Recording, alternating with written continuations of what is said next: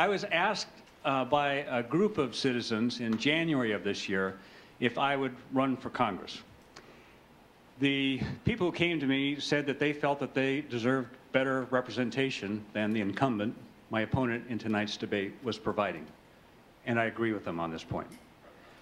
I thought long and hard about the pros and cons of leaving my practice as an emergency physician to run for Congress. In the ER, at least I know I can do some good every day, and it's tremendously satisfying occupation. I talked with friends and family, reviewed the issues, reviewed the positions of my opponent, and in the end I decided that at this particular point in time in our nation's history, I could potentially do more good as a U.S. congressman than as an emergency physician. So in February of this year, I said, yes, I'll do it, we'll run for Congress. And it's an honor for me to represent those people who came to me and those people who support me. As an emergency physician, I'm approaching issues before Congress the same as I would in the emergency department, and that is to ask first and foremost if there's a life threat, and if so, address the life threat. Clearly, we have a life threat in Iraq. On average, more than one U.S. serviceman or servicewoman is being killed every day. More than 100 Iraqi people are being killed every day. And in the opinion of the vast majority of experts on terrorism, that war and occupation is making us less safe, not more safe from terrorism. We have a life threat in our healthcare system. 15 to 20% of Americans have no medical insurance, many more are underinsured, and people in our country are literally dying because of lack of access to medical care.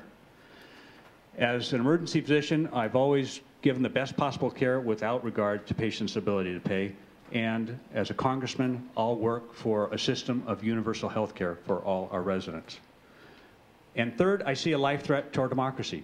I see a presidential administration that feels that it's above the law, above the Constitution, above the Geneva Convention, and a Congress, for the most part, that has failed to put a check on the abuses of power by the Bush administration. As a congressman, I will work to make sure that the Bush administration is in compliance with the Constitution and the law, not to change the law and the Constitution to put them in compliance with the Bush administration. Thank you.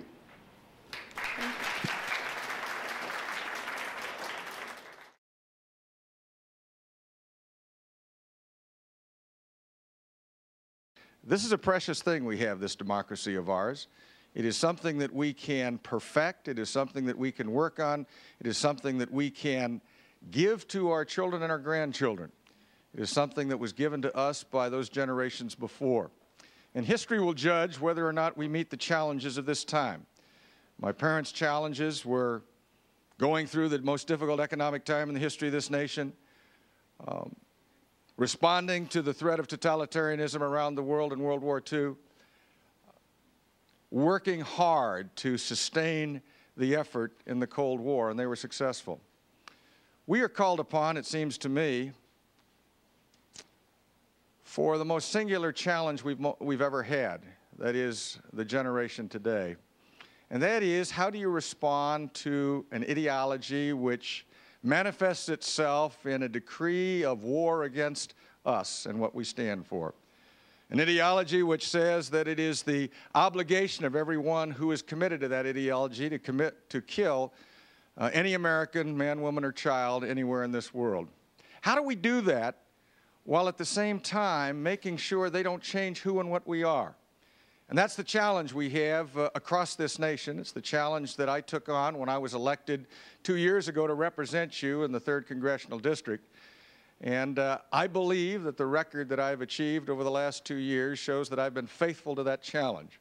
I hope we'll have an opportunity during this hour to talk about those issues, to talk about our responses, and most importantly, to talk about our future together. Thank you.